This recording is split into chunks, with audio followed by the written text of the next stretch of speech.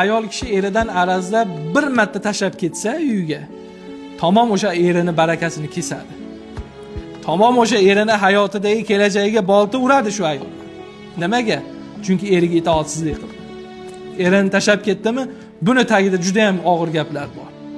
Shuning uchun janjal bo'ladimi, urush bo'ladimi, eringiz hech qachon yashab turgan uyini tashlab chiqib ketmang. Qaytib kelishligingiz aniq, lekin shunda ham tashlab chiqib ketmang. Ayollar shuni yaxshi bilsinlar. Eriga qilingan har bitta xatti-harakat noto'g'ri tarafga. Unga bo'lgan hurmatsizlik darajasidagi birgina harakat eringiz ishida, eringiz salohiyatida, eringiz kelajagiga katta ta'sir qiladi, salbiy ta'sir qiladiki, buni mevasini albatta ko'rasiz. Shuning uchun arazlashayotgan yosh oilalar shuni yaxshi his qilsinlarki, hech qachon eringizni uyini tashlab ketmang arazlar. Mayli siz haq bo'lsangiz ham, nohaq bo'lsangiz ham. Mana shuni ayollar odat qilingki, nima bo'lgan taqdirda ham eringiz ostonasini xatlab bir marta bo'lsa ham ko'chaga chiqmang.